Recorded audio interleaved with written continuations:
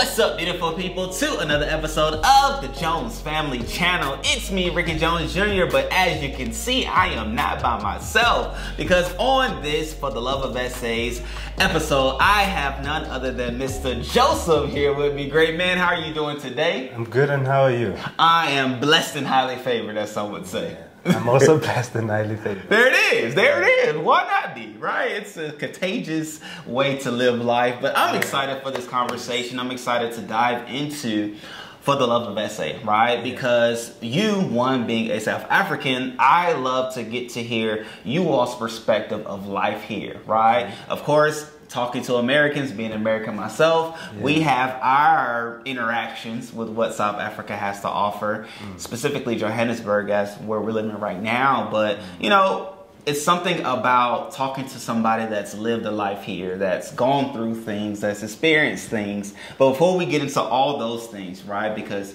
one, you're a writer, two, work for a newspaper company, so you had the opportunity to write on various stories, whether it was good stories or bad stories. But you just had such a perspective of the country that I love to even explore as we'll talk about it. However, the first question. Thanks for the invite. Oh, well, you're most welcome. I mean, I watch your channel. Yes, sir. And I'm excited to finally be on this side. That's it. Then you've been the other side to watch how you did. Oh, yeah. Yeah. But yes. It's a pleasure. It truly is. My first question is, just to kick things off, what's your perspective of Americans and other expats coming into the continent or into the continent of Africa, but then more importantly, within the country of South Africa? I think it's a good thing. Yeah. It's an exciting thing. Okay.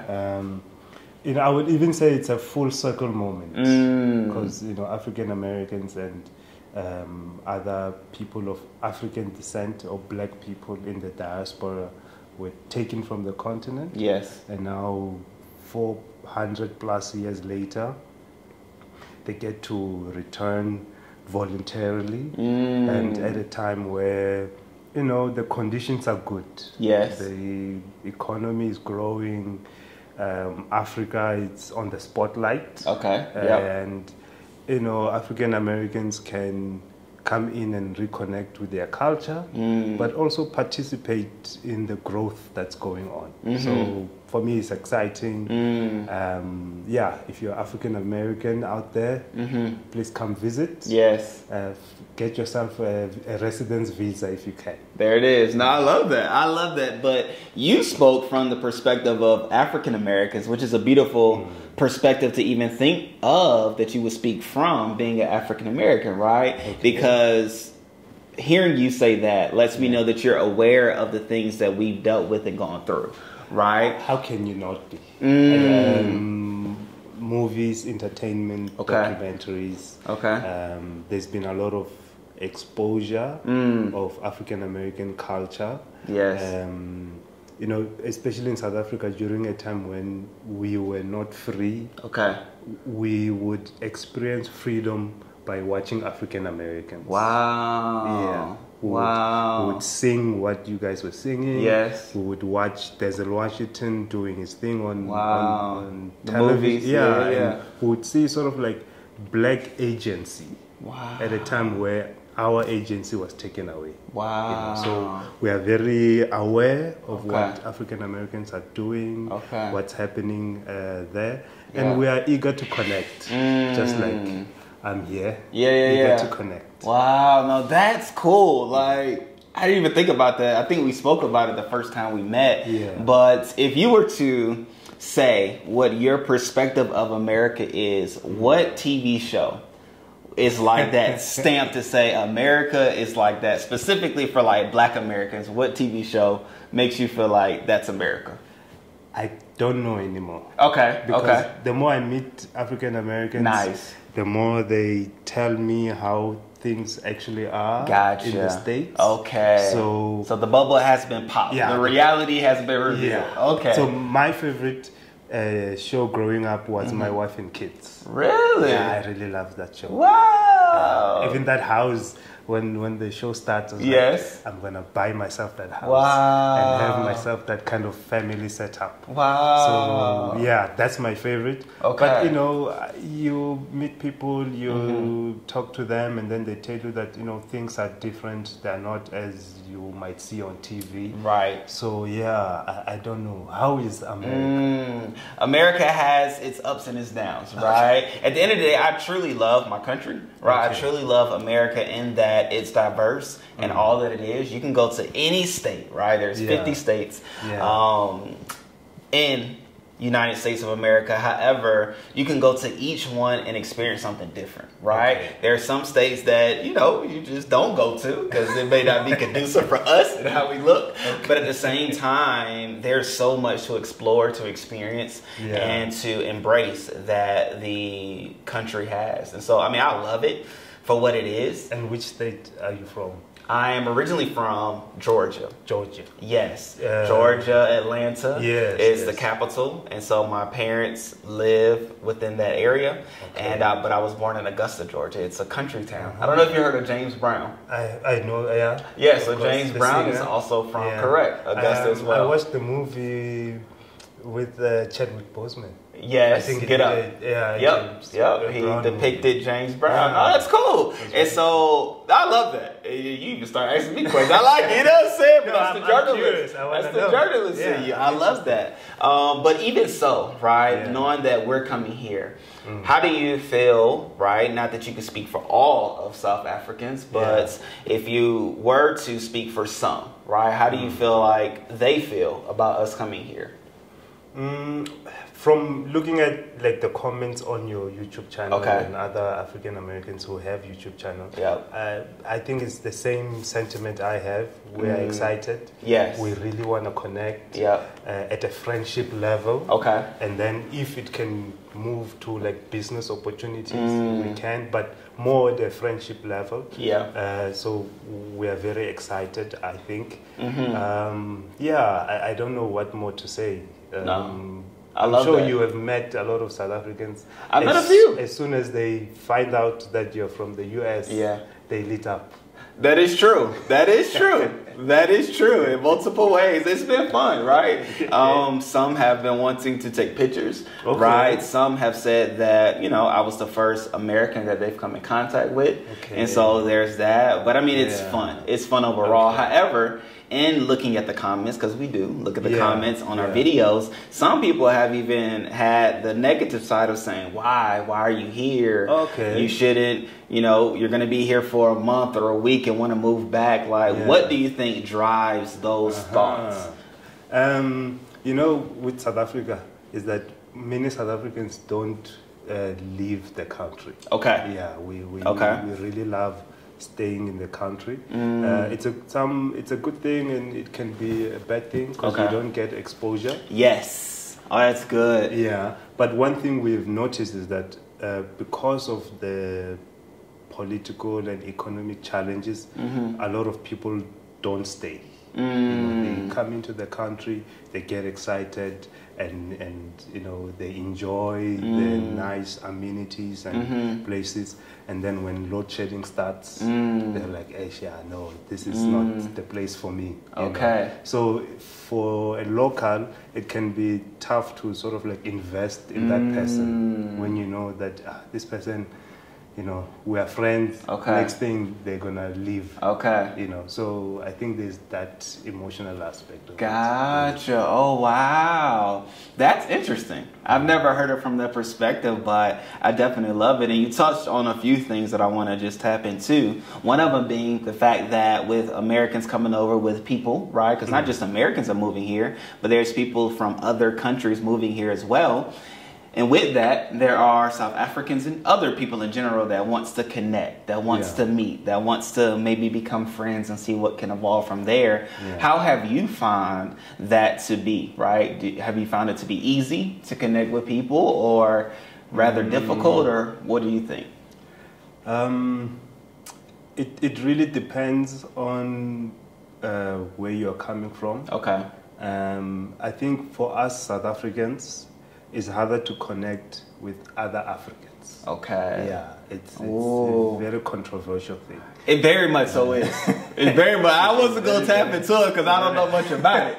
But I've definitely heard the echoes of countries against countries and some South Africans being frustrated with other country citizens coming over and such. Like, yeah, you can talk about as much as you want. I don't have any questions. History, right? Okay. So I think a lot of it has to do with how other countries had their own, sort of like their own story without us as South Africa. They gained independence during the 60s. Okay. And when we were supposed to gain independence, the apartheid government just like clamped down on us. Okay. And we were under lockdown until the 90s. Okay. So from the 60s to the 90s, the other African countries, they were free and they were meeting and they were like moving together. Okay. And they were building the African Union without us as South Africa. Gotcha. You know? And to a certain extent, we were seen as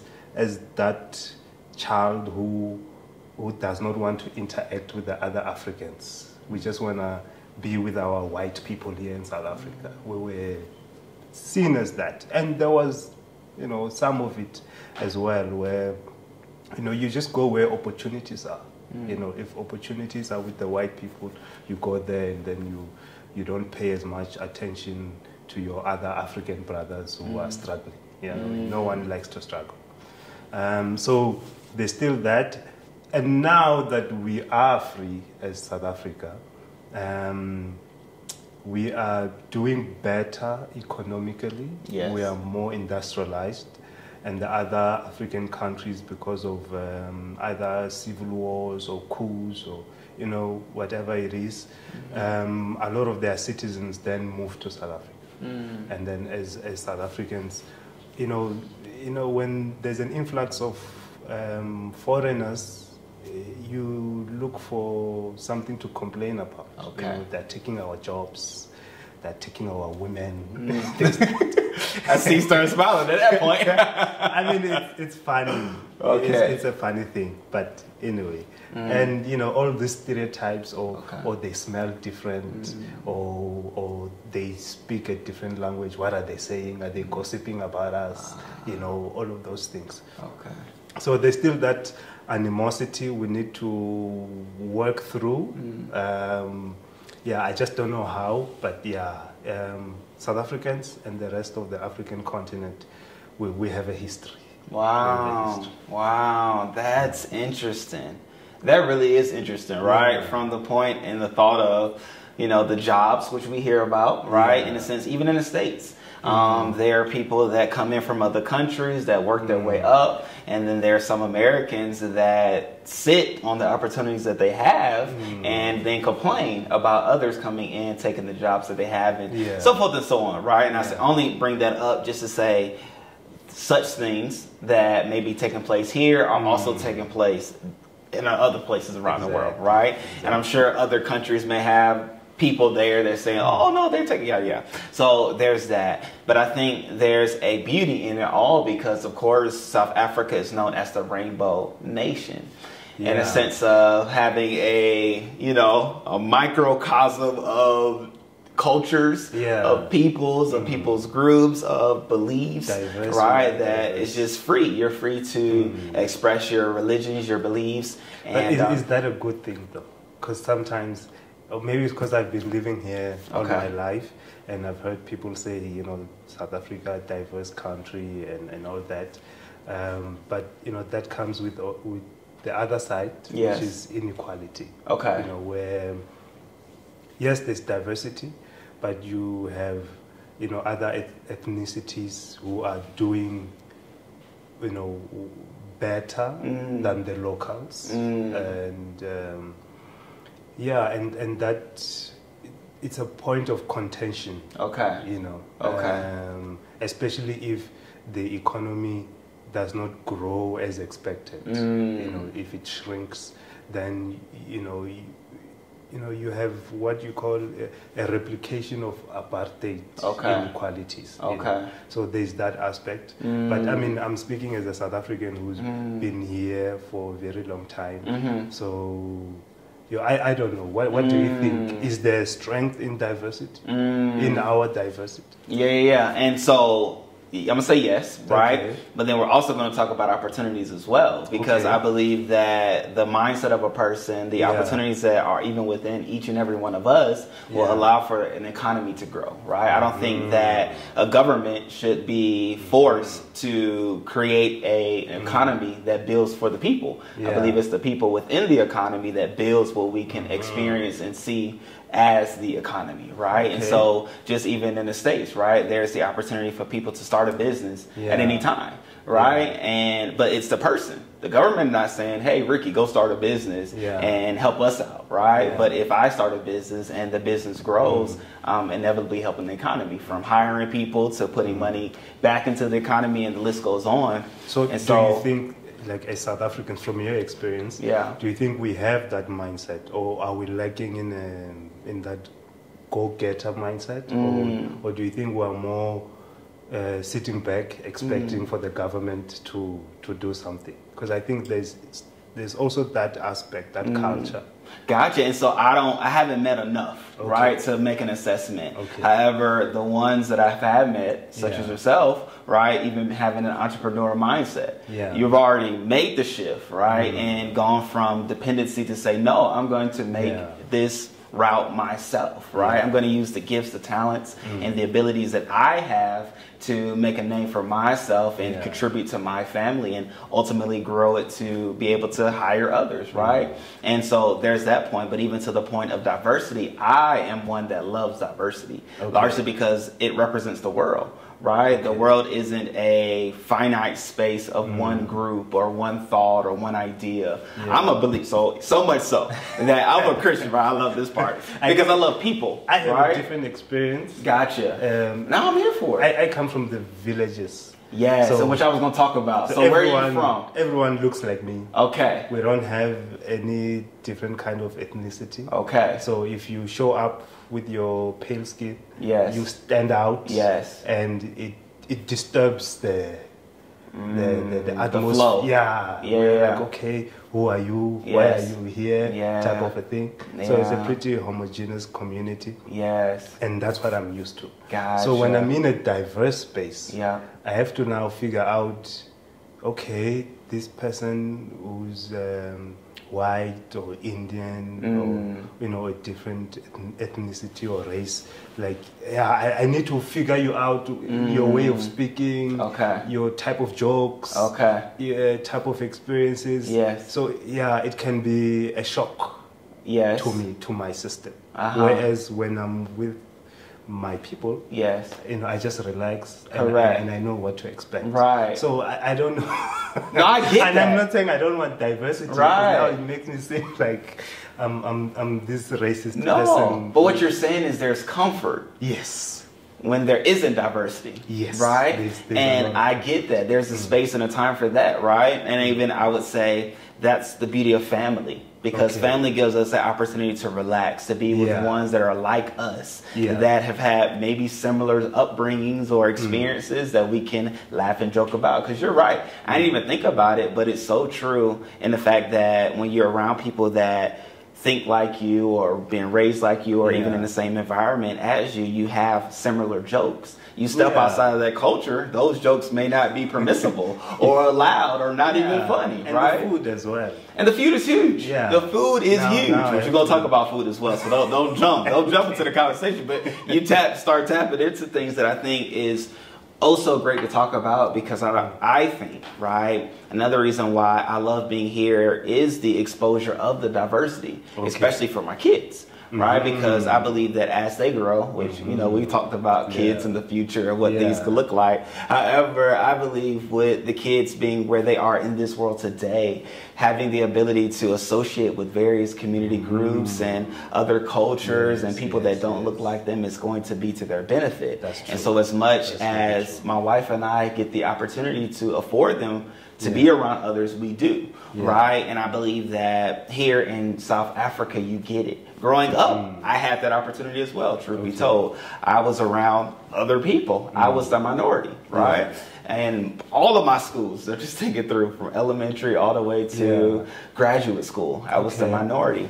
But I was okay being the minority because that's what I knew growing up. And so with you being from Limpopo, correct? Yes. Not too long coming to Johannesburg. Yes. I think you said, what, 3 years maybe? No, it's been a while. Okay, it's been a while. Yeah, it's been a while. I'm trying to calculate. No, you're good. The years don't matter. What matters is, what was, would you say, the major shift or shock that you face in coming out of Limpopo to say, I want to go to Johannesburg? There's many. Okay. Yeah, I believe it. You just have to think of village kid living the villages, the rural areas, and coming to the big city. Yes. And looking at these tall buildings and feeling disorientated. Yes. Like, wow, what's happening here? Okay. So there's that aspect. When I came to Johannesburg, it was actually the first time I spoke to a white person. Really? At the age of 17. 17 years old 17. Was the first time you spoke to a white person. And it was like an administrator at a university. You know, I was in line saying hi, you know. When I tell people that story, they say the person was racist to me. But it was just an awkward interaction. You know, the person was very... it wasn't rude, but very... firm, direct, or short? In a bad mood. In a bad mood. And I didn't understand. I was like, okay, you don't even know me. We just met. You know. But, you know, me, I thought, you know, this person is in a bad mood. Other people say they were racist. You know, so that's another aspect, is that I still don't recognize racism. I just feel like, okay, this person is being rude, let me just move away. But people who have experience with white people are able to pinpoint that, no, this person said this because it's connected to this, they're saying this about your blackness and all of those things. So that's something I'm still learning about. But yeah, all those experiences of a village kid in a city, exposed to diversity, and also new technology and amenities and all of those things. So I'm used to a lot of it, but I still get shocked here and there. Like I'm taken aback that, oh, okay. That's interesting. Now, even with it, what made you desire to come to Johannesburg in the first place? Opportunities. Yeah, in the village areas, there isn't a lot of development. It's not a rural area anymore. It's more peri-urban.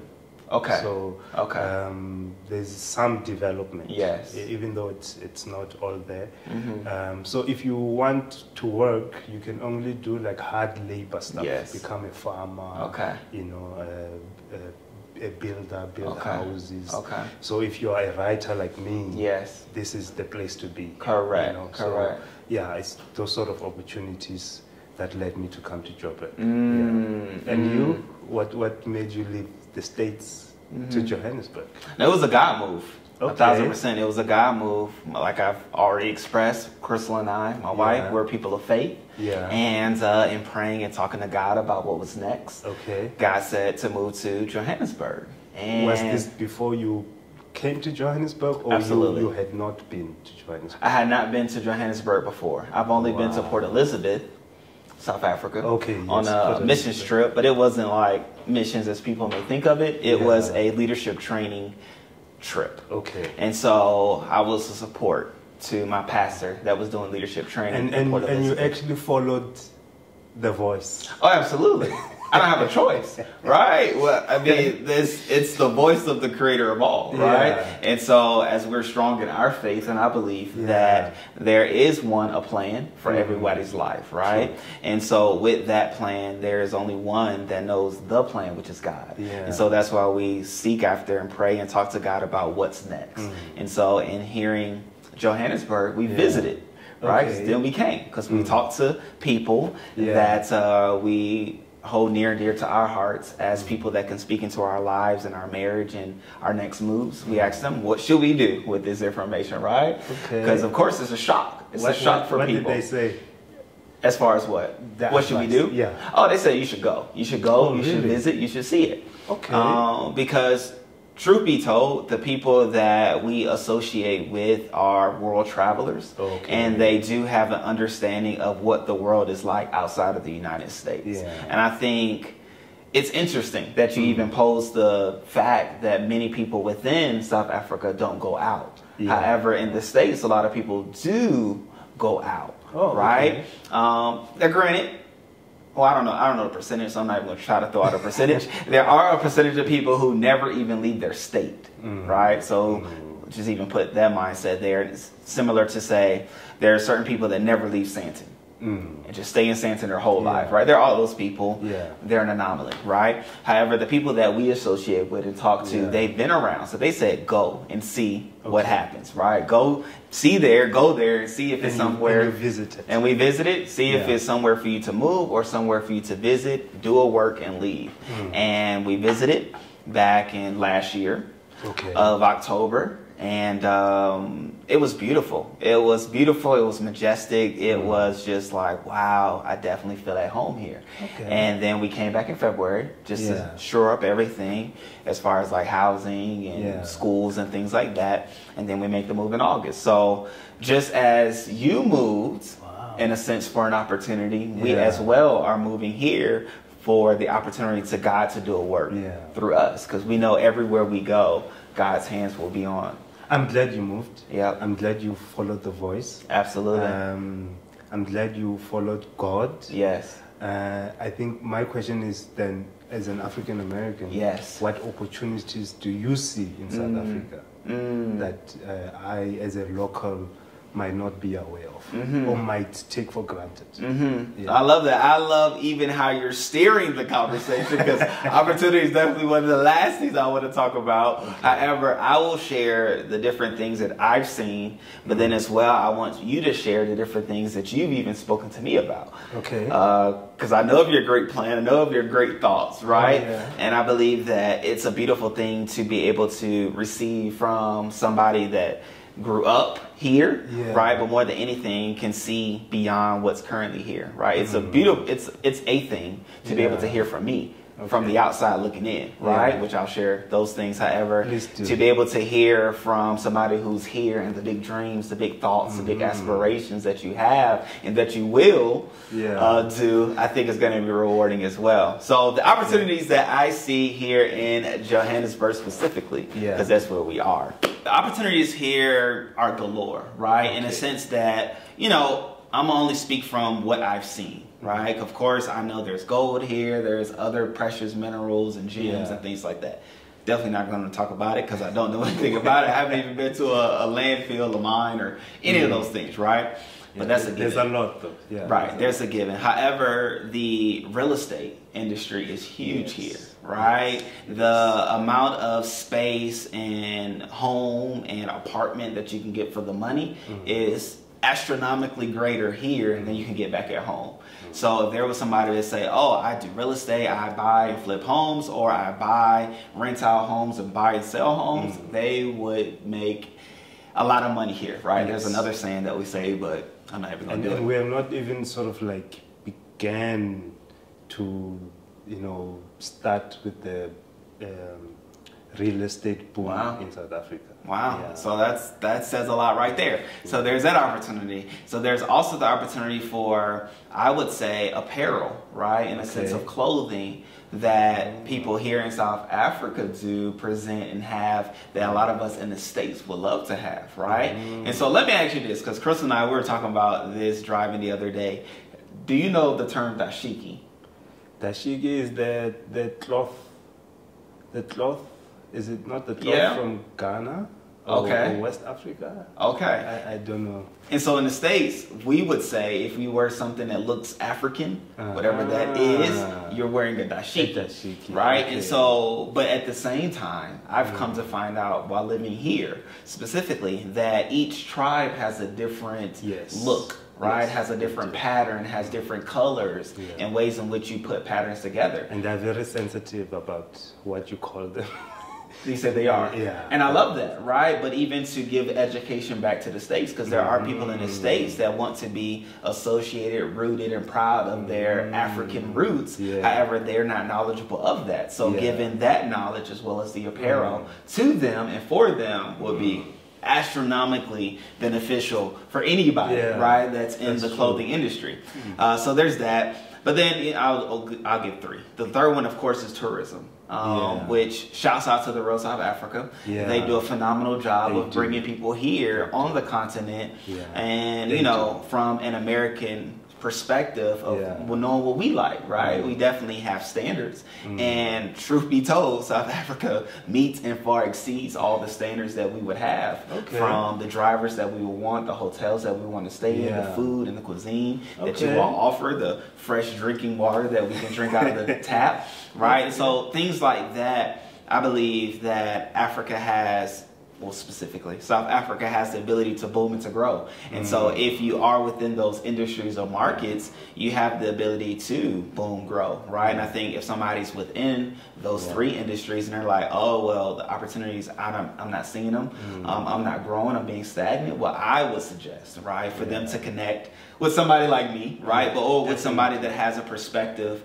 outside of their everyday norm, but then as well, somebody that's tapped into the resources back in their home country, right? Because there may be somebody in the UK that they want to connect with, but if they're tapped in with somebody from their home country with the perspective of what people would want in coming here, or what they're lacking, if it was to go there, they will boom, they will grow. And so I'm gonna take back the conversation because you took it for a moment, but what I do want to talk about as well is the beauty, right? Yes. There's three categories that I love to talk about South Africa in: is the beauty, the people, and the opportunities that it has. So beauty-wise, what would you say are like two of the most beautifulest places, if beautifulest was a word, but the most beautiful places in Johannesburg that you believe that if anybody that lives here, let's just say South Africa. I won't make it specific because I understand you're learning Johannesburg. But if like two places in South Africa that you would recommend people to visit and to go to,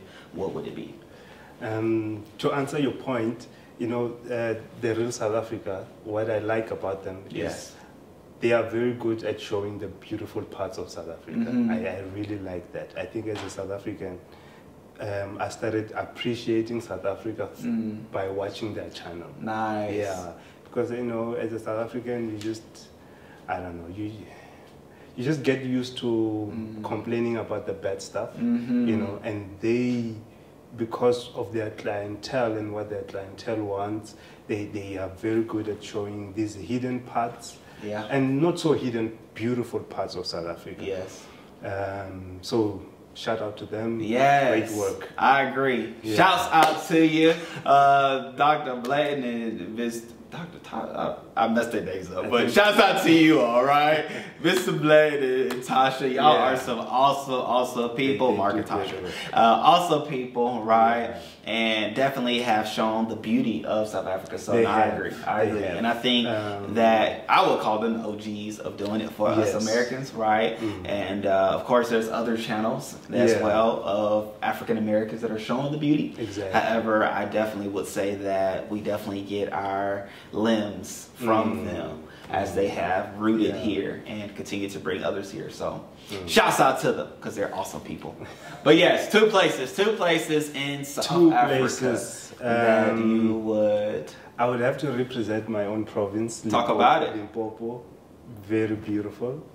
Very different from the other provinces. We hardly have any mountains, so it's a flat, it's a mostly flat province, so you can see into the distance. Yes. It has a lot of beautiful lodges, if you want to go and just relax. At a game lodge. Kruger National Park, it's also there in Limpopo. So it's a beautiful place. It's currently going through a construction boom. It's one of the least developed provinces. But it's, you know, getting developed. It's getting there. Mpumalanga as well has beautiful scenery, beautiful mountains. It's next to Limpopo, but just like the exact opposite in terms of like climate and all of that. So it's a very beautiful area. Wow. Okay. And so I'm trying to see how to ask this respectfully, right? And so what I'm wanting to ask is like tribal, right? So what tribe are you from? So I'm Tsonga. Tsonga. Tsonga. Tsonga. Gotcha. And the language is called Xitsonga. Yeah, that's the language I speak. Gotcha. We are a minority tribe. Within Limpopo. Within Limpopo, but just within, we are from Limpopo, but we're a minority tribe across South Africa. We have the larger tribes, which are the Zulu people, and the Xhosa people, and I think the Sotho people. And then us, we're like just down there amongst the 11 languages, official languages recognized in South Africa. So what causes one to, like Zulu to have so many people and your tribe to have so few?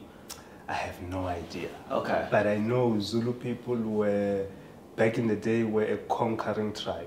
That's what I heard. Yeah, where they would go to another village or tribe and conquer them and then make them speak Zulu. And then they become Zulu. Gotcha. So it probably has something to do with that. But I'm not too sure. And what is your tribe known for?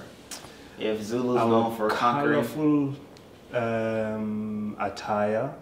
We're one of the most colorful attires. I don't know how to describe it. You just have to Google Tsonga. Tsonga people. I'll pop a picture up on the screen, right? And so boom. Our language is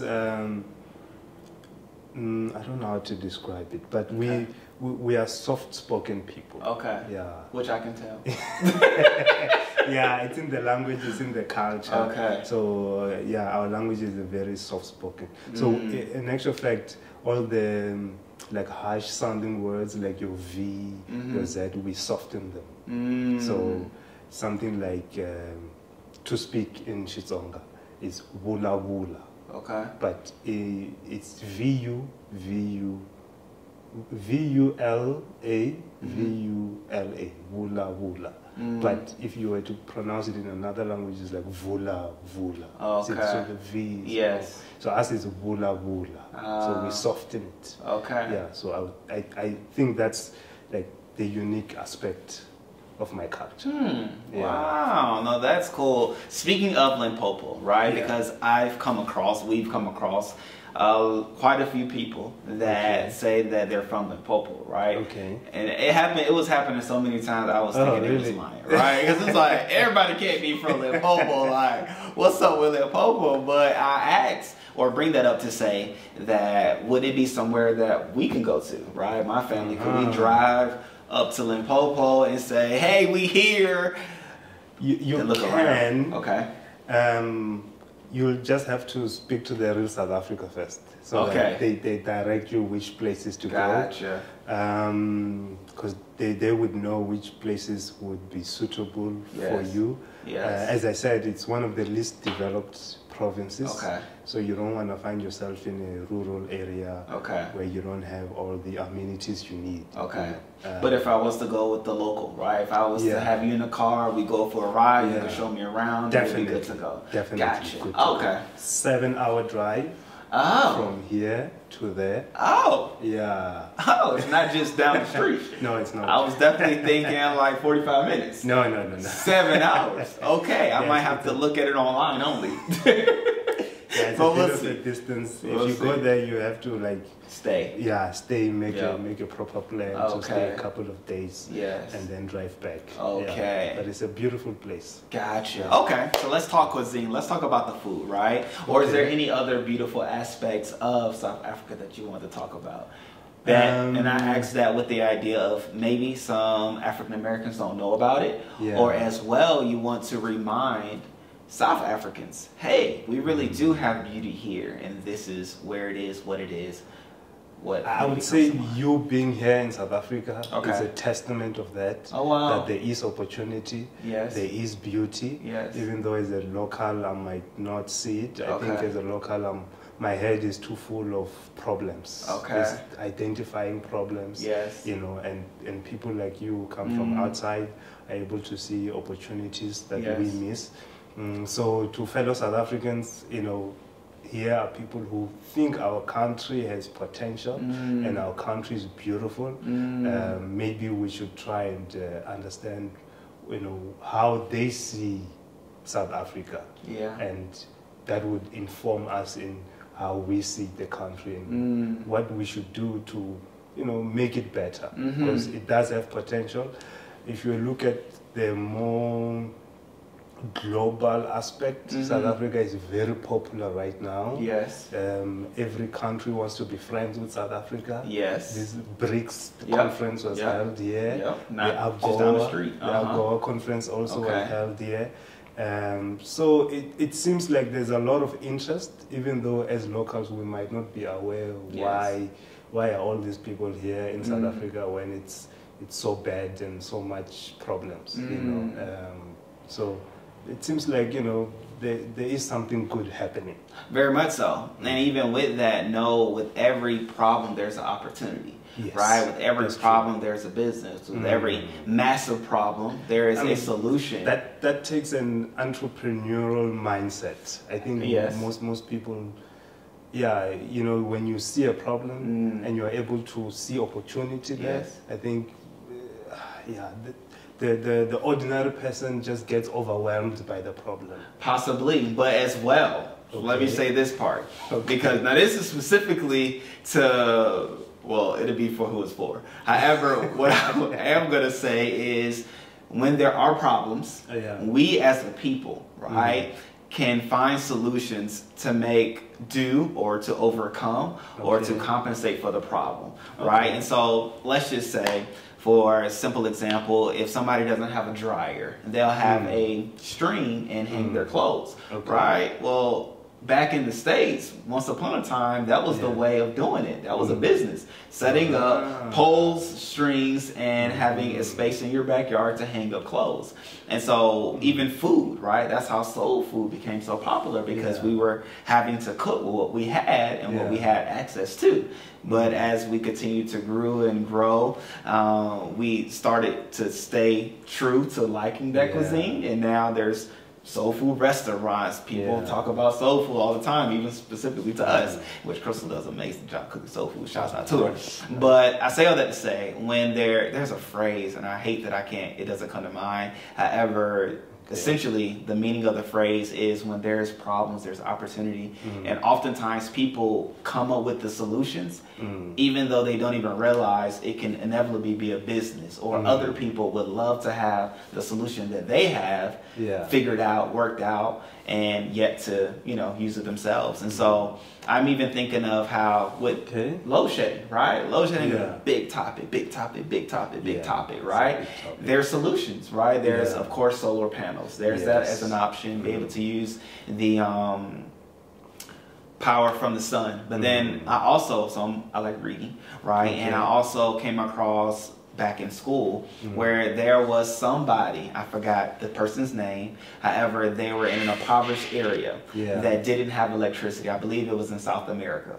And so, but as well, they also played a lot of soccer. And so this person created a soccer ball that when you kicked it, it would create and harness energy, so that once the kids could go home, they can plug up their, you know, appliances to the soccer ball, and boom, there was power. And so I say all that to say, there's opportunity even in the midst of what seems to be the end or reasons for you to quit, to cave in, and to give up, right? But we haven't even gotten to the opportunity part. We're still in the beauty part of things. You know what I'm saying? But at the end of the day, I love this, right? Digging into where you're pulling out, because I believe and my desire, which I share with you, is especially with this podcast and this carved out time is for people to see the opportunities that are really here, especially for my fellow South Africans, right? Because I've seen such negativity in the response of us being here, not even at us. It wasn't the fact that, oh, you're American, go back. It wasn't us. It was the lack of vision or desire of growth, or even the ability to see growth within the country itself. And so, boom, you talked about beauty. We're going to talk about people now. We'll transition to people. And in the transition to people, how has it been for you, right? Being that you are from Limpopo. You came to Johannesburg. We already talked about the culture shock and your experience back in 17 years old, talking to your first. And so it's even cringe for me to say white person. We say Caucasian in the States. We don't say white, right? And so even learning, let's talk about that with people. You all have the various groups, from white people to colored to what's the other one? What's like a third one, right? Oh, Indian. We have a lot of Indian. Okay. Yeah, we have the largest Indian population outside of India. Okay. South Africa. And so I said that, right? I said that in the other conversation. Somebody commented, was like, "No, it's in America." And then I looked, and it's in Durban. Well, Durban has the second as well, or actually not second as well, but second largest population outside of India. So, there's that. So boom. It's not just me saying it, person, but you know what I'm saying? Every now and then you got to get mad, but maybe you don't. Maybe I just believe myself. I mean, I don't know what to say about the people, because I'm part of the people. Of course. So, this is what I would say. Let's start this conversation. We are ordinary people, I think. What do you think? You're not ordinary. You're extraordinary. So South Africans. Oh, 1,000%. And hear it from me, right? A small portion of the representation of America. Okay. All right. So here, you all actually care about one another, right? That's something you do. Okay. In a sense, where people will say, "How is it?" or "How's it going?" and they wait for a response. Okay. Right? If I don't give a response, they'll, double look. I've done it just to test it out. But they'll double look, like, oh, okay, something must be wrong with him. But you all genuinely care about each other, right? Even if it's as simple as that. And that's noticed by me, right? Because in the States, we're just moving, right? People are moving, trying to get from point A to point B. They would really rather go from A to A, you know what I'm saying, just that fast, in other words. But here, people care, right? And then as well, even in the previous conversation that I've had on this channel, the simple fact that they care about the kids, right? Kids are cared about. Not so much so, whereas in the States, it's like, no, kids be quiet, go to the side. No, kids, they have a platform, they have the ability to speak. There's spaces and places for them to be who they are and design and create it to be. But beyond that, our malls are very like family orientated. I don't know. 1,000%. Yeah, so 1,000%. That part I like. Yes. If you go to the mall, it's just families. Yes. Yeah. No, I love that. There's families and diversity at the same time. And I love that. Like, we were at the food court eating, and then there was a person that looked to be Muslim that just went down and started praying. And it just happened, at the mall. But I get it, right? Because South Africa, and that's what happens, right? They pray. They have times of prayer, and I respect that. But at the same time, to your point, there's families, right? And there's diversity all at the same time. However, yes, you are a person that's within the people group of South Africans. But even to that, here's what I would even ask. Being an American, right? I get to talk to you as a South African. Yes. What is something about South Africans that you will want for Americans to know?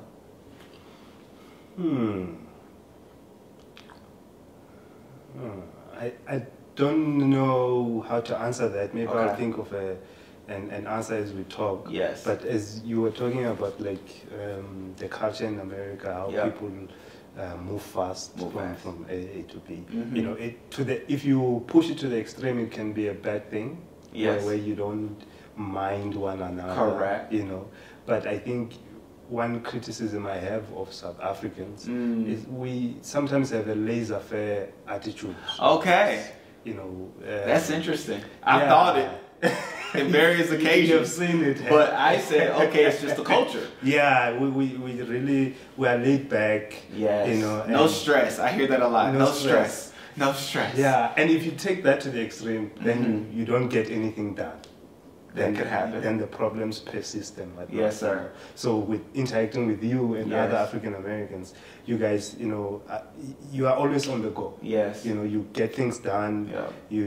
Well, maybe not always on the go, but you know how to, get up and make it happen. Correct. You see, and as South Africans, if you're a South African, let's learn to get things done and be on the go. Because, things can't stay the way they are. I love that. I love that for so many reasons, right? Because I believe that there's power in unity and a community. Yeah. And so as you continue to talk to the South Africans, right, watching, it makes me just want to just build a community, right? Build a community and inevitably has a unity of people that wants to see more, achieve more, and do more, right? Because I do believe there's others that have innovative ideas or have thoughts of change, and maybe they just don't know how to start, or maybe they don't know how to proceed with the goals that they have. And I've accomplished quite a bit of goals, right? Yeah. And done quite a few things, and I believe that, not me to say, oh, I'm the leader, right? But I believe that once you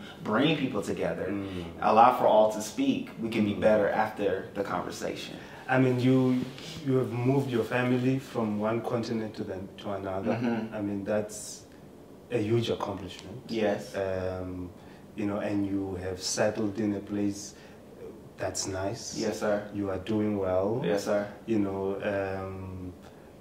For people who move from one country to the next, it's very rare. You might end up in a neighborhood you don't like, or you don't know how to navigate that country. So, I think this is a huge accomplishment. If I was you, I'll feel like, no, I've done all that I can in life. Oh, no. Oh, no, there's so much more. Lord knows there's so much more. I'm only 34, right? Okay. And I have so many higher goals and aspirations and accomplishments to see and achieve, right? Okay. Let me just ask you this. How many languages can you speak? Two. My language is Tsonga and English. Yes, in English, okay. Yeah. And so let me just share this. I won't feel accomplished until my kids can speak at least 4. Okay. Where are they now? They're at English, Spanish, and they're learning Zulu right now. Okay. Yeah. And so they're sing songs. Okay. In Zulu. Yeah. And it was Hot Potato. Hot Potato was the song that my daughter came home singing, and she was like, okay, Daddy, your turn. And I butcher it. I was like, how you doing? But I'm like, oh, okay, whatever. But I just love that, right? What's the 4th language you want them to learn? I'm open. You're open. I'm open. I'm open because the world is big, right? Yeah. The world is big. For South Africa, Zulu is a good language because a lot of people speak isiZulu, so they'll be able to navigate, quite easily when they go around. Right. Maybe like Swahili up there in East Africa, because apparently Swahili is the most spoken African language on the continent. Yeah. Wow. In multiple countries they speak Swahili. Yes. Even in Kenya they speak Swahili. Yeah. Mainly in Kenya, but even the neighboring countries. Oh, really? They speak okay. Swahili. Yeah, so we've been to Kenya. I think twice, maybe 3 times. Oh wow. Okay. And there is where we found out. So. In the States, or even at Starbucks, y'all have Starbucks here. We do. We have Starbucks here. Not y'all. We have Starbucks here. And at Starbucks, you can get a chai tea. Okay. And so when we went to Kenya, we were talking to the pastor there that was our host, and we were talking about chai tea. Yeah. He was like, why are you saying chai tea? We were like, that's what it's called. But come to find out, in Swahili, chai means tea. So inevitably we were saying TT. Okay. And he was like, what are you saying? So, but I love that. No, maybe we'll have to look into Swahili as another you learn language. Something new every day. Every day at the same time. And so, boom. Now I love that. And that's leading into, I want to talk about food. Okay. Because you all are known for having a variety of food. Yeah. Right? Even going to the grocery stores, I see a variety of meat that I wouldn't get back in the States. But then there's also... I mean, that's surprising for me. I think maybe I take it for granted. Yes. Yeah, so when you talk about food, I'm like, what do you mean? Gotcha. It's just food. Food is just food if you're used to the food that you have, right? And so, make it plain. go into the grocery store. Yeah. In a regular grocery store, right? Okay. Like Woolworths or Pick and Pay, right? There's ostrich and lamb. Yeah, some people do like ostrich. Just in there. Yeah. Right? In the States, ostrich, I can't think of a grocery store that sells ostrich. Yeah. Right? In the grocery stores that I've been to. And lamb is somewhat of a delicacy, right? And that everybody doesn't eat it. Usually like the people that do well in life eats lamb. And here you just find it. Plenty is. Just like that. Just out. From minced lamb to leg of lamb to, all the different cuts of lamb. And so, let me ask you this. What are some dishes that you love that originate here in South Africa?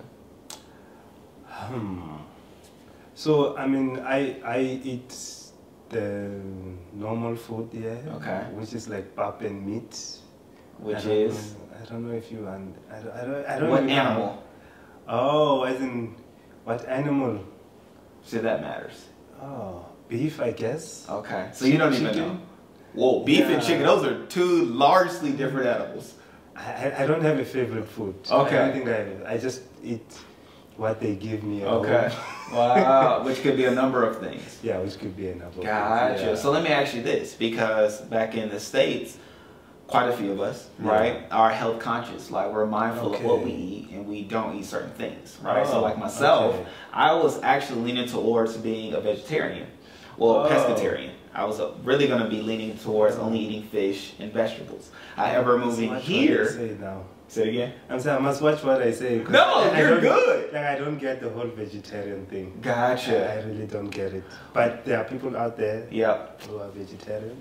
Just as myself, right? But oftentimes it comes because of what is put into foods back at home. Okay. And if you want a cleaner meat, right, either you have to grow it yourself, which I started doing it myself, as far as having chickens in my backyard, or you are paying a premium for clean, because I was about to say like organic, but that's even thrown out there to not even, do you even know of organic foods? Yeah. Okay, cool. All right, because you look like you had a blank, but no, I was thinking about something else as you were saying, but continue, I'll tell you afterwards. And so it leads people towards that. But then as well, they eat certain meats. They may have allergies or conditions that their bodies react negatively to the meats that they may eat. So that may lead for them not to eat meat, right? So there could be that. But then myself, I just felt better when I didn't eat certain meats, right? And I just wanted a healthier life with my goal of being able to play with my kids. Okay. So I work out now. I try to eat great. I don't eat the best, but I try to eat well now with the mindset of I want to be able to literally play with my kids. However, in moving here, I found that you all do less additives and injections and preservatives in your meat. And so I tried meat. I tried beef, which I hadn't eaten beef. I hadn't ate beef in maybe about 2 years. Wow. But I had a steak. Ate beef here. I ate beef here. Okay. And it was good. Yeah. It had a funny reaction because it's been a while. Okay. And so, I'm not anti-beef anymore. Yeah. I'm just limiting my beef intake. And why is, the whole organic food, like awesome movie. What am I trying to ask? Like the injection in the meat, why do they do that? Is there like a shortage of meat or is it I don't understand. Nor do I understand it all, so I don't want to give a response with the idea that I understand it all.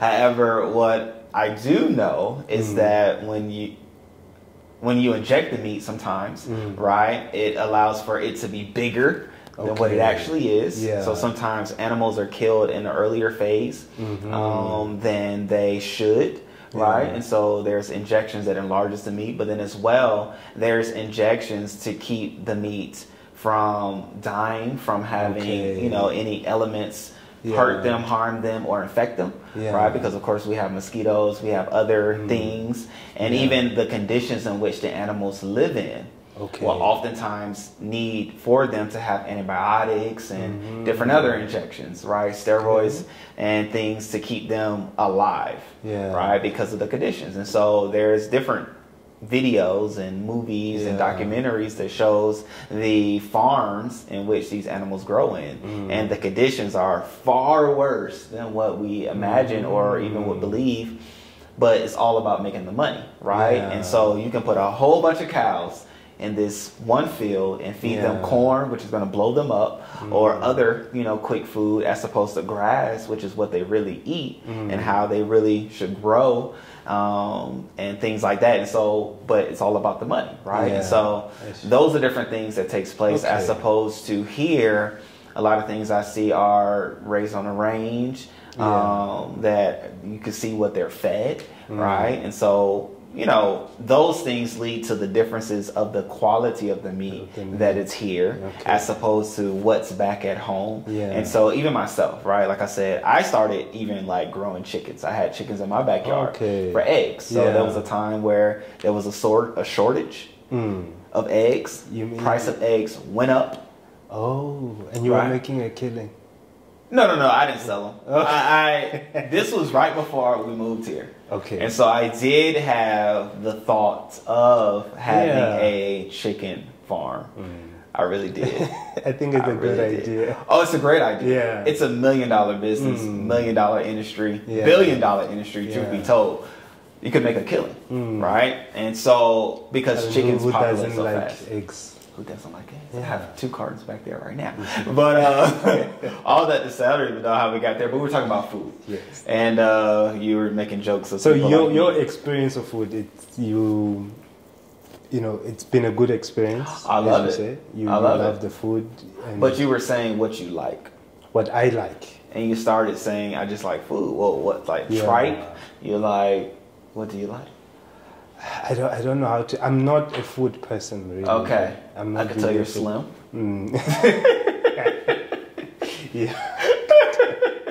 So. Which is like me. I'm not really a food person, but I do believe that, people like myself, when we come over, we want to experience like South African cuisine. So what would you say is South African cuisine? Okay. Pap is South African cuisine. Pap. Which is maize meal. Yes. Cooked. Yes. And some say it I don't know how to describe it, actually. I really don't know how to describe it. We've had it. You've had it. We ate it with a fork, and people ridiculed us. You shouldn't have done that. That's what they said. You have to eat it with your hands. Why do you have to eat it with your hands? Because that's how it's made, for you to like grab it with your hand and then mix it with the other stuff you have in your plate, and you have this mixture of different foods in your mouth. You see? Yeah. So that's like basic in a South African home. Okay. That's what people eat. Really? On a day-to-day basis. Really? Yeah. That's a part of the meal. Yeah, that's a part of the meal. It fills the stomach, gets you going. Okay. And then you can add other stuff, which is different kinds of meat. Okay. Whether it's beef, whether it's chicken, and you can even add your coleslaw, your beetroot, beans. Yeah, it depends. Okay. On the people who are cooking. Me, they just cook for me and put food in front of me, and I eat. No matter what it is. I don't ask a lot of questions. Oh, really? I ask all the questions. You ask what is this? What animal? If it's a vegetable, was it cooked with any animal? Because oftentimes we season our vegetables with animal meat. Right? Be it a pig, be it turkey. Yeah. Well, we use it as seasoning. Okay. Is that a thing here?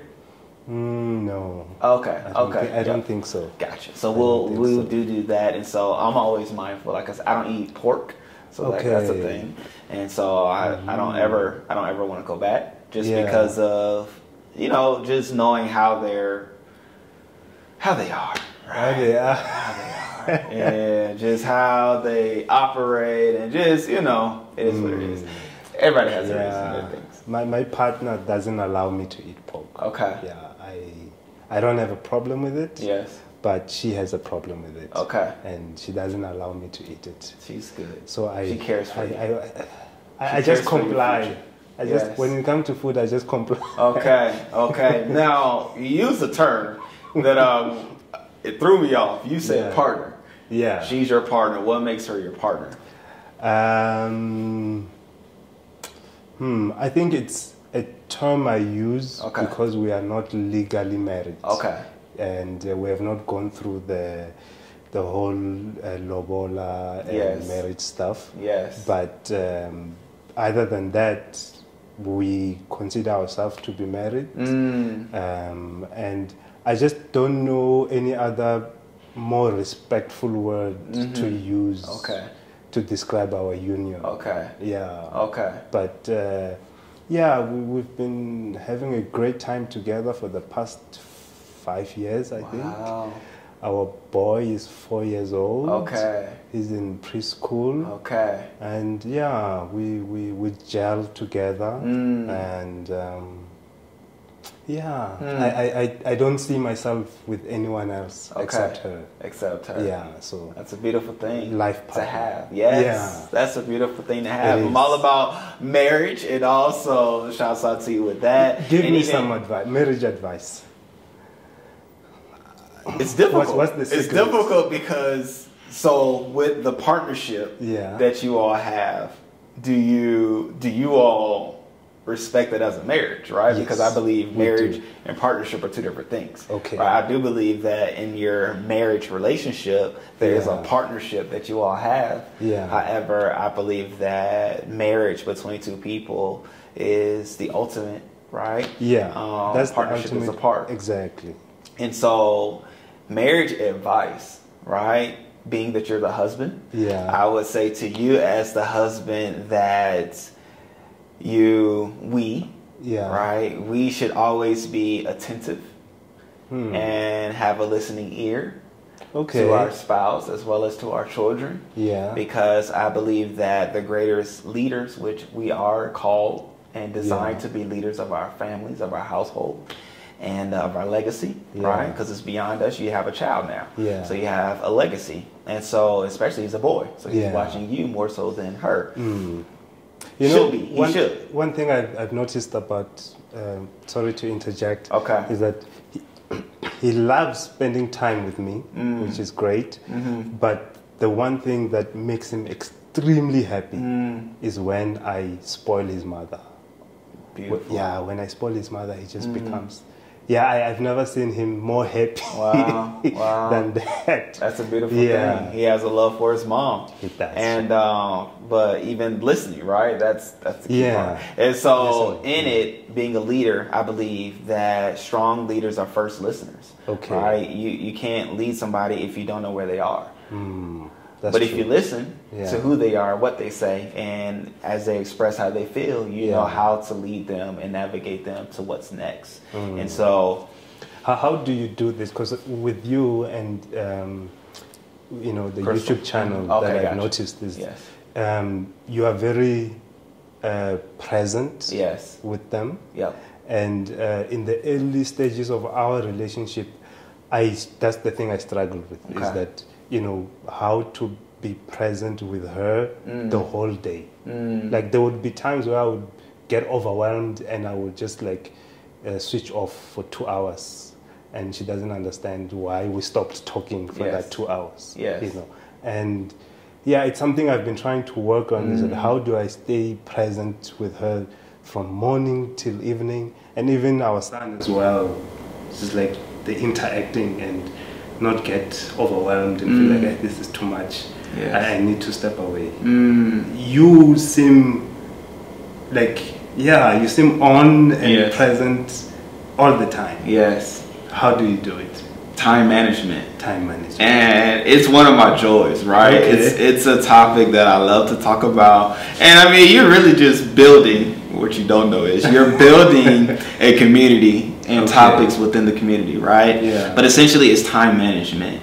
I have to give honor where honor is due, which is to my father. He was phenomenal in being present for me, right? And so him being my example, I know then how to lead. And so he did a number of things. Pastor, worked, went to school, was a husband or is a husband, as well as father, brother, mentor, friend, the list goes on.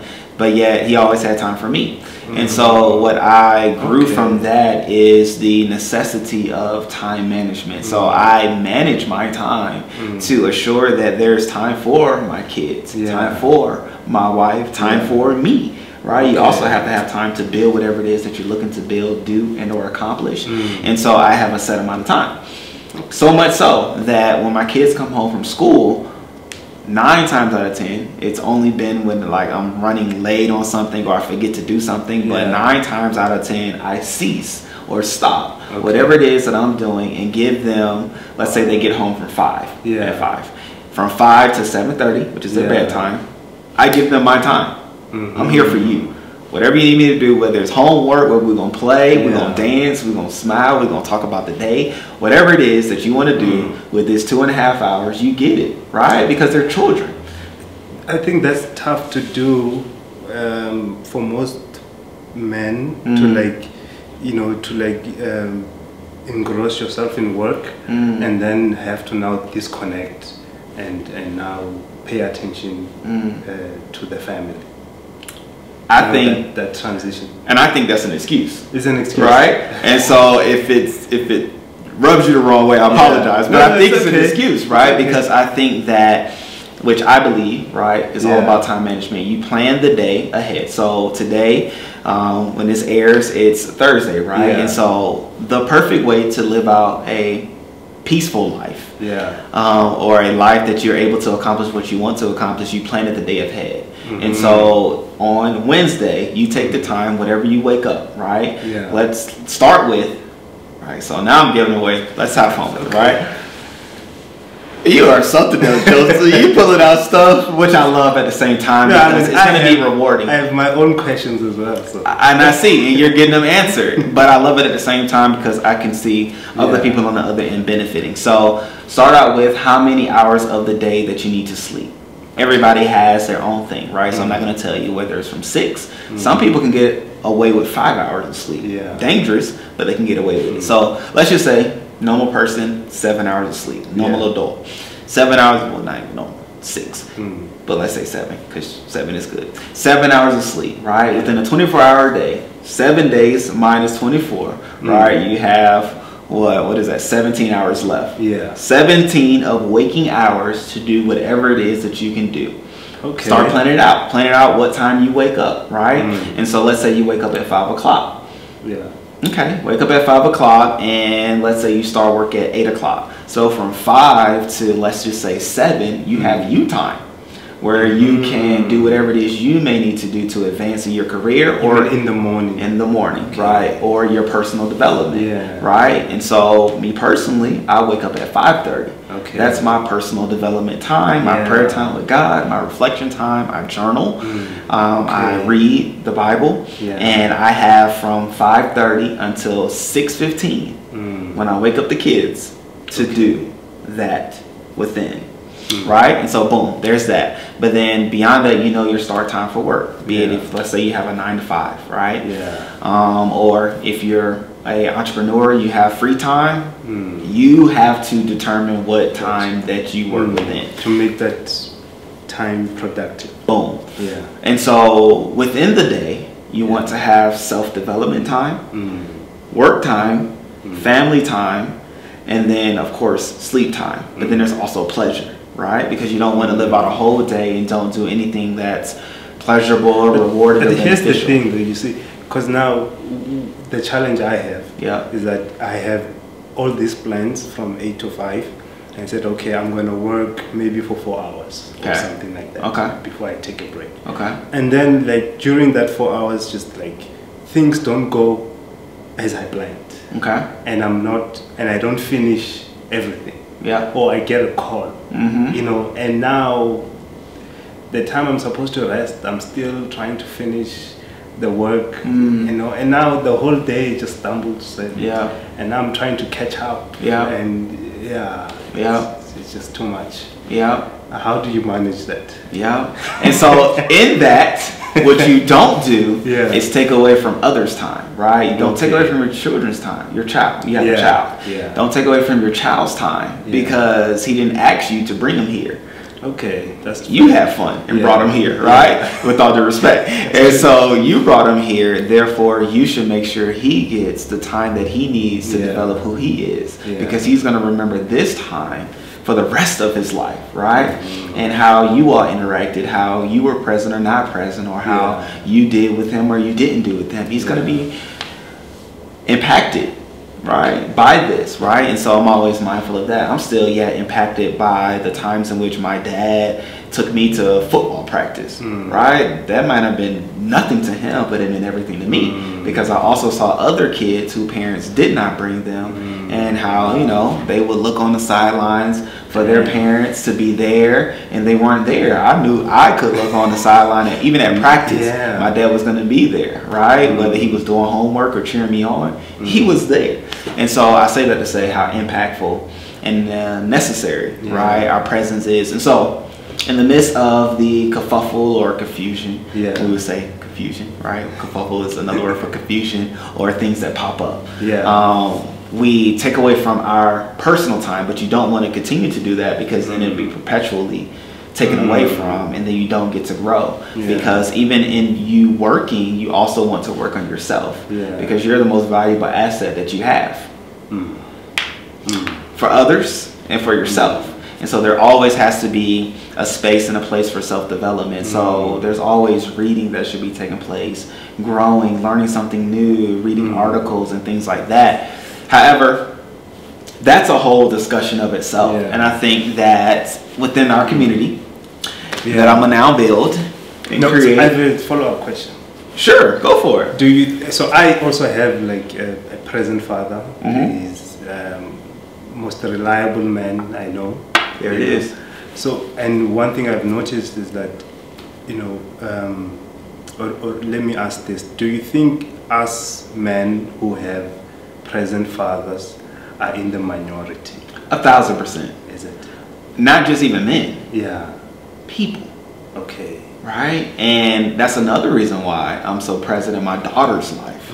Because in growing up, I met the majority of the women that I met and dated and things, their father wasn't in their lives. And they were an easy target, sad to say. However, we are a huge minority of people that have their fathers present, which, you know, it sucks that that's the case. However, with us as men that are present in our children's life, we should definitely make sure we're actually present and not just there, because those are two different. Because that's one thing I've noticed is that, you know, if you go out in public, not a lot of people want to hear your good childhood stories with your fathers. I think most people want to bond by how their fathers were not around. They want to, you know that phrase, hey, my father ain't shit. Gotcha. You know, sorry for the strong language. But, you know, most people want to bond in that light. So if you come and say, oh guys, I have a great father,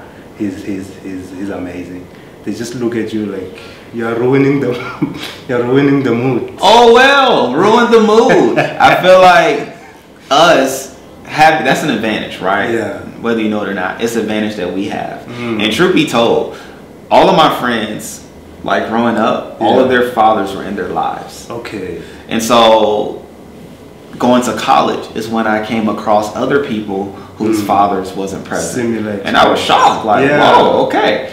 However, all that to say, it's shocking. And I think we should. Like the stories you hear of how other fathers leave and the type of things they say to their kids when they leave, and you know, I'm still recovering.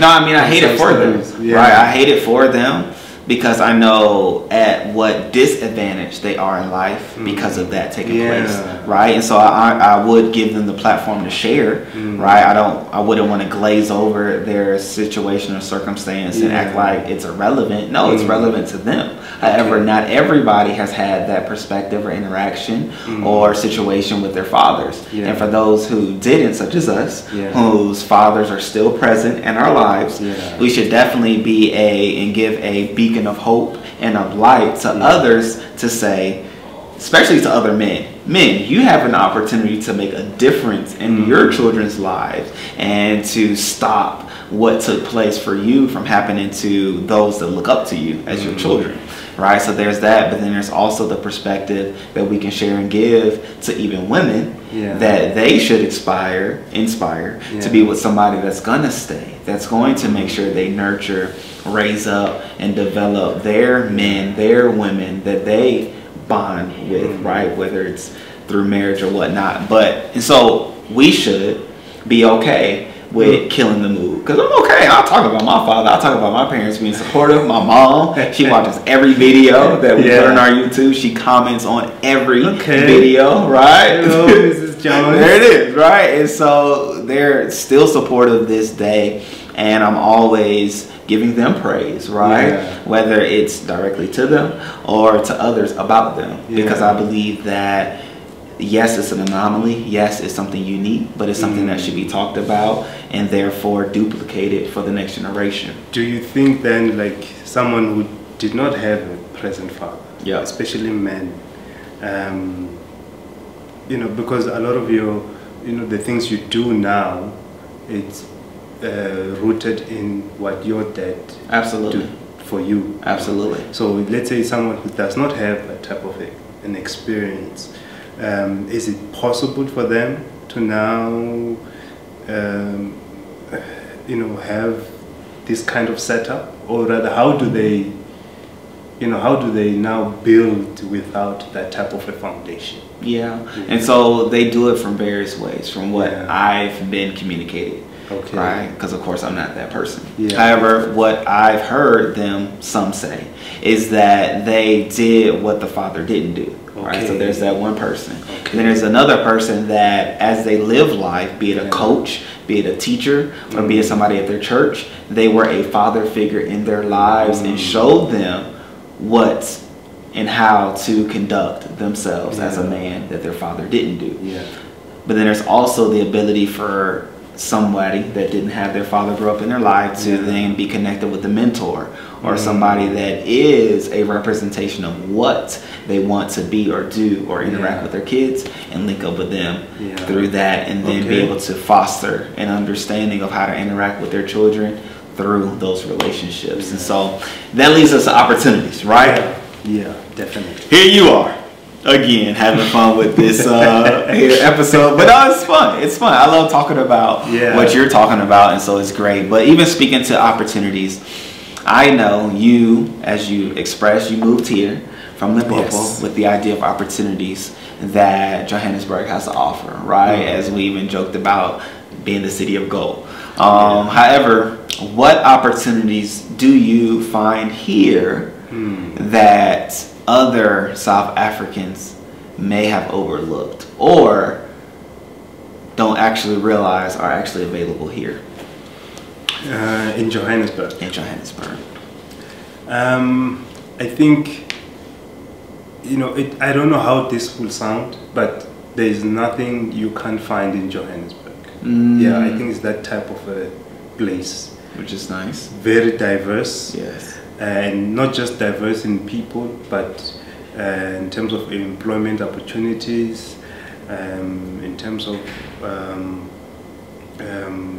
sort of like areas that you can meet, you can come and meet. There's a lot of that. Whether in photography you could do that, whether in writing you can do that, construction. We have the JSC, the Johannesburg Stock Exchange. So if finances is your thing, we have here in Sandton we have the 4 big financial firms. You know, I don't even know their names, but the 4 big ones are here. Like Investec? Beautiful building. You see, so there's just quite a lot. And Joburg works by networking. Regardless of your qualification, or what you do, if you arrive here, meet people, you're bound to make a business opportunity from that. Wow, now that says a lot, and I totally agree with the fact that networking is the currency. I would like to call it networking here is the currency of exchange, and all you have to do is provide value. There it is. Just like display that this is my talent, this is what I can do, or approach people and say, I see you have a problem, here's a solution. You know, if you provide value, people will work with you. No, that's good. And so, speaking of, what's one of the main solutions that you provide for people that's inevitably of value to them? I mean, in my current work, I'm a journalist. There it is. And so the work that I do encompasses me going into a news event, interviewing people, writing an article, writing a comprehensive article, coherent, so that whoever reads is able to get like a full scope of what I'm talking about, and would want to come back and read again. You know, so that's what I do. I have a blog where I review policy reports, so I do a lot of policy analysis.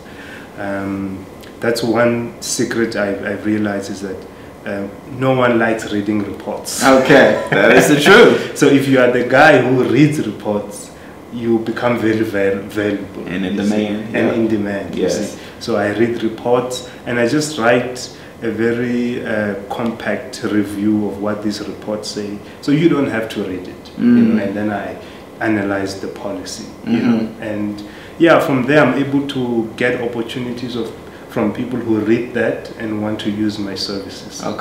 So provide some value, start a blog, put your work out there, someone will see it and will want to work with you. That's nice. What's the name of your blog? I'll even put it in the description. Nkateko's Analysis Corner. I do weekly report reviews. So my next report review is by Deloitte. It's called Women at Work 2023, about how women have experienced being in the working place, the type of things they go through, have they advanced, have they regressed. But one of the main things the article has found is that there is, even though women are sort of like making it in the workplace, there is rising levels of burning out. They have to multitask and handle multiple things, whether it's at home and at work, and then it causes a lot of burnout in their lives. Now that's a interesting find. Got to do it one more time. Sure. Man, that 29 minutes goes by so fast. That's an interesting find, right? And definitely excited to see what comes out of that, right? Because honestly, I believe as you do that article, you'll write more about that, or you'll find out more information, or like. But no, people are gonna have to go to the blog. They have to go to the blog. What are some other ways they can connect with you? Social media. I'm on Twitter, Instagram, Facebook, LinkedIn. So it's at isigidimi_SA. It'll be in the description, because I wouldn't even know how to begin spelling what you just said. So for people like me, it would be in the description for us to be able to see and participate in. But if there's anything, right, we talked about a lot, which great conversation, I must say. Like I said, you pulled things out of me that I wasn't expecting to tap into, because at the end of the day, I was here to get an understanding of South Africa. You had to interview me. From your perspective. No, you cheated. But at the end of the day, it was fun. I must say it was fun, and I definitely enjoyed it. Is there anything that you will want others to know about South Africa that we did not talk about now? I think from my interacting with you, I'm more aware of how we are as South Africans. And I think that, those are the people I would want to direct my message to. That South Africa has a lot of opportunity. South Africa is actually a great country, regardless of the challenges we're having. And all it takes is a positive mindset, really. 1,000%. To look at things differently and start being proactive, rather than being, what's the word? just like criticizing all the time, yes, and seeing only the bad, and you know, yeah, people like Rickey being in South Africa is proof enough that this country is worth investing in and actually has a good future in. I don't think you would move from the States to here if the country was not going anywhere. Right. Yeah. So, right. Yeah. If you're a South African, let's cheer up. Let's get to work. Yeah. And yeah, let's make our country the best that it can be. Yeah. And to the African Americans, please come along, join, visit. Yeah.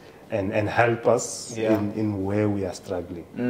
I love that. And as we talked, right, again, I voiced the thought of creating a community, and I think it'd be necessary, right? Yeah. But that's my thought. So. Obviously, you're agreeing. However, if it's wanted, y'all let us know, or let us know in the comment section below. And you know, let's say if there's 5 other people, if there's 5 other people that says that they will want this community, then we'll start it. Exactly. I'll put it together, and we'll have weekly calls. We'll have monthly calls. But more than anything, I believe when we synergize around innovation, then we can see our thing, whatever our thing is, right? Your thing is writing, mine is communicating. Yeah. And so we're finding ways around doing our things better. Exactly. Right? And even suitable ways of meeting our demographic or our ideal client or person and people group, and we'll be the better, right? There's not a singular person that knows it all. However, when we are gathered together, we're better because of it. And so I believe it'll be beneficial. I believe it'll be fruitful. There's no name for it, so I don't have a name for it. It came about during our conversation. Like-minded people interested in working together. There it is, in making South Africa a better place. Exactly. Inevitably the world, right? Because again, I definitely see South Africa as a beacon of light that represents the world. And so I say that to say, if something works here, it can work around the world.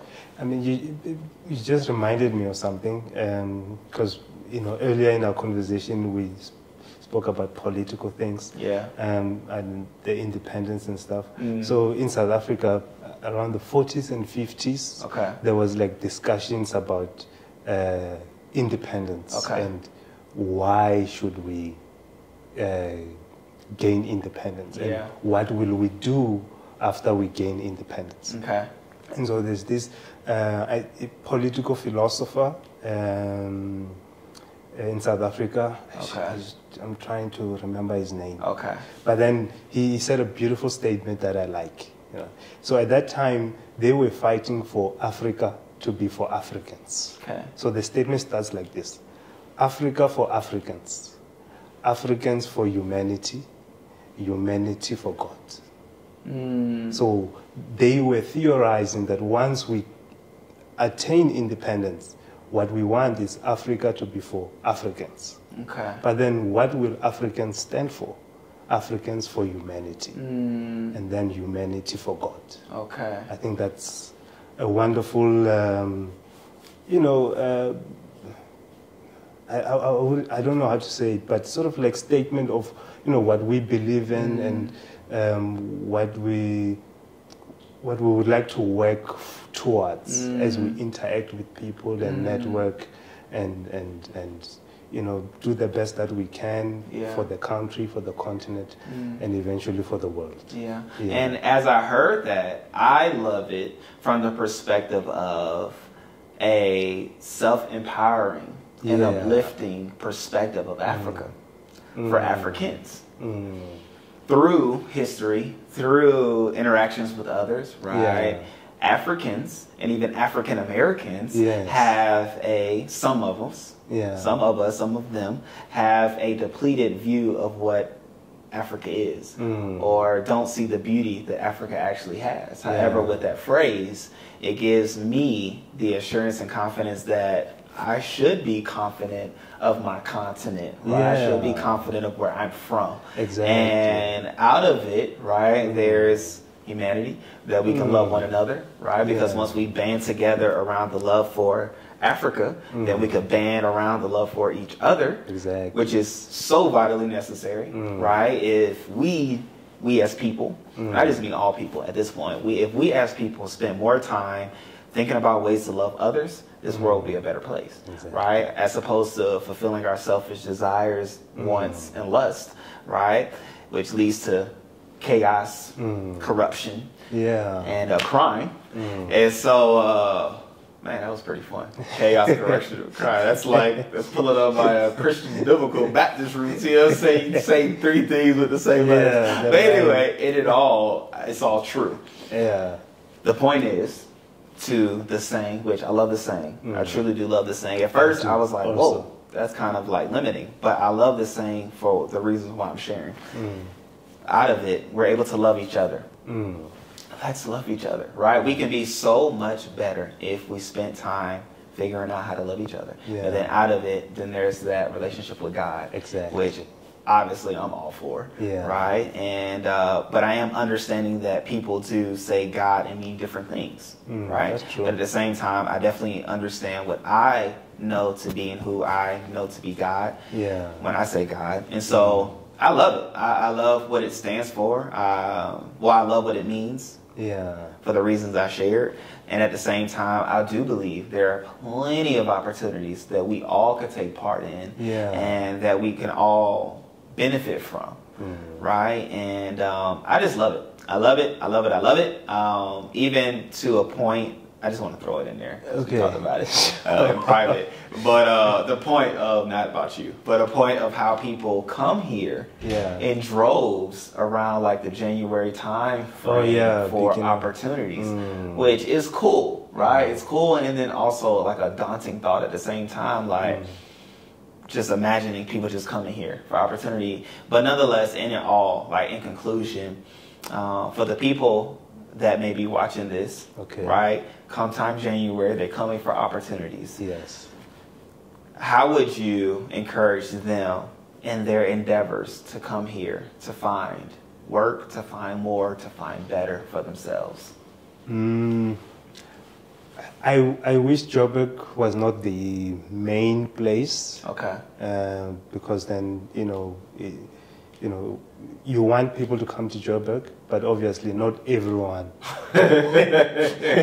Copy that. Not everyone comes to Joburg. So do come to Joburg or to your nearest city to find opportunities. I'll just repeat what I said. Provide value. There it is. With your skill, with your talent. Just show people this is what I can do. This is the value I bring.